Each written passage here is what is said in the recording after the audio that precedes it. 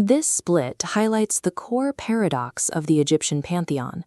On the left, the name of the god Amun translates directly as the Hidden One, yet on the right, we see the most visible deity of the New Kingdom, manifesting in a blinding solar form. This contradiction was the result of deliberate theological engineering. The Egyptian state actively reshaped these myths to serve its own administrative needs.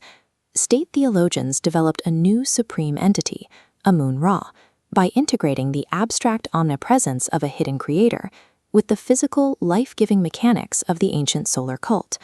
This framework allowed the New Kingdom to deploy theology as an adaptable system, projecting imperial authority through the lens of divine absolute power.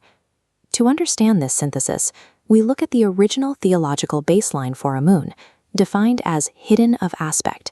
His physical depictions were symbolic placeholders.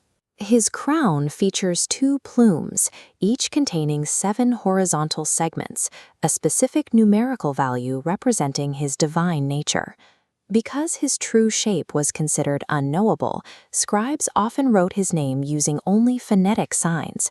They omitted the visual determinatives that usually identified the specific nature of a god.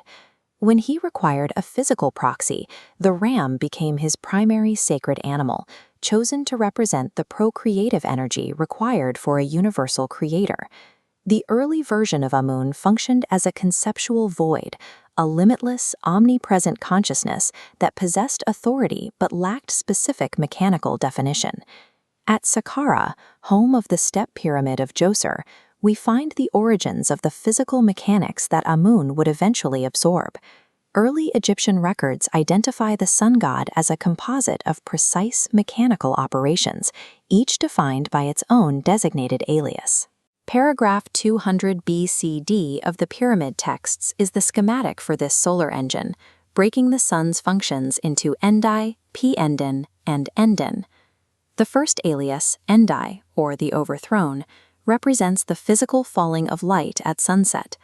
Endi also shares a phonetic link with Endidot, the location where Osiris was mythically killed. This associates the setting sun with the mechanic of transition into the afterlife. The second alias, P-Endin, translates to the fertilizer, derived from roots associated with agricultural growth and fertilization. This alias categorizes solar radiation as a provider of kinetic force, responsible for the growth of grain and the generation of life. The third alias, Endin, or the wanderer, stems from the verb meaning to roam. Endin defines the energy of the sun in its continuous journey across the sky, reaching every physical frontier. Together, these 3 aliases provided a technological lexicon, the exact physical machinery that allowed the sun to interact with the world.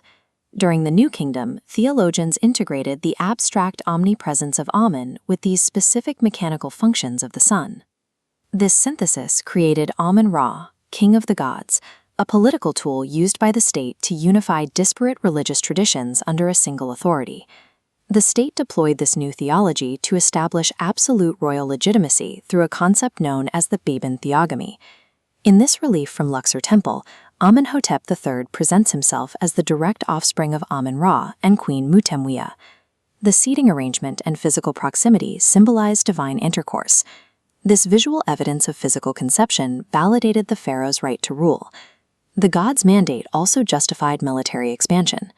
Thutmose III utilized the poetical stela to frame his conquests as a gift from Amun-Ra, who granted him dominion as far as the Euphrates. Establishing Amun-Ra as the primary state deity allowed the administration to frame localized territorial expansion as an unavoidable divine requirement. The Egyptian pantheon functioned as a technology that the state could upgrade to meet its shifting political requirements. This map shows how that theological evolution was integrated into the actual geography of the Nile Valley. Power moved from the Old Kingdom center at Saqqara, where the solar cult was codified, down to the massive New Kingdom imperial complexes at Karnak and Luxor.